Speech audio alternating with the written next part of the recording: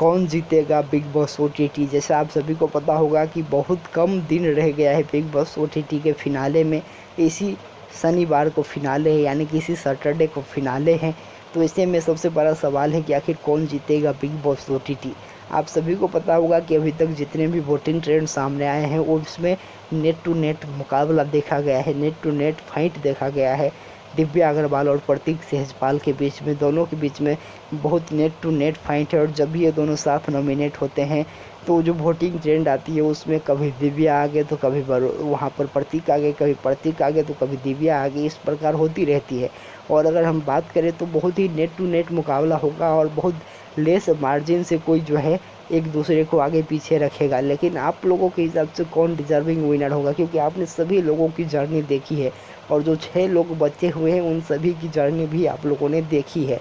तो आपको क्या लगता है कि कौन जीतेगा, ये कमेंट के ज़रिए ज़रूर बताइएगा। और आपके हिसाब से किसको कितनी रैंक पर जो है होना चाहिए, यानी कि कुल 6 लोग हैं तो उसमें से टॉप 2 कौन होना चाहिए, टॉप 3 में कौन होना चाहिए, टॉप 4 में कौन होना चाहिए, टॉप 5 में कौन होना चाहिए और टॉप 6 में किसकी कितनी जो है रैंकिंग बनती है, ये आप लोग कमेंट के ज़रिए ज़रूर बताइएगा। लेकिन अभी तक की जो जर्नी आप देखेंगे तो जिस प्रकार से दिव्या अग्रवाल ने फाइट की है अकेले होने के बावजूद भी सभी घरवालों के साथ, और जिस हिसाब से सभी घरवालों ने बारंबार दिव्या अग्रवाल को टारगेट किया है, चाहे कोई भी पनिशमेंट टास्क हो या फिर किसी भी टास्क हो उसमें, तो इस सब को अगर हम देखें तो दिव्या अग्रवाल का गेम बहुत ही बेहतरीन रहा है। उन्होंने अकेले सबको जवाब दिया है, बल्कि मुंहतोड़ जवाब दिया है।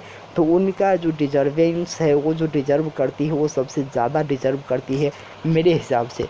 हालांकि सभी लोगों ने फाइट की है, लेकिन आप सभी को पता होगा कि शुरुआत से ही सभी लोगों के पास एक जोड़ी थी। सभी लोग अपने कंफर्ट जोन में थे कि उनका जो है एक कनेक्शन तो है, कोई नहीं बोलेगा, कम से कम एक आदमी तो बोलेगा ही, एक इंसान तो बोलेगा ही। लेकिन दिव्या के पास वो सपोर्ट सिस्टम कभी भी नहीं रहा है घर में। अगर हम 1-2 हफ्ते को छोड़ दे तो दिव्या हमेशा अकेली ही अपनी फाइट्स, अपनी लड़ाई को डील करती हुई आई है।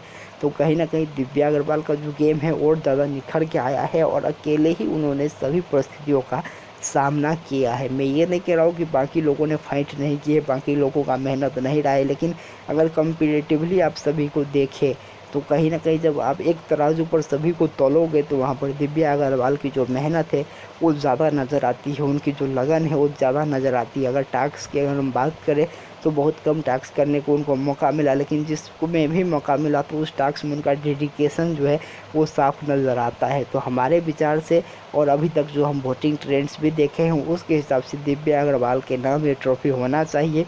दिव्या अग्रवाल ना कि डिजर्विंग विनर है, लेकिन उनको जो है पब्लिक का सपोर्ट भी साथ है।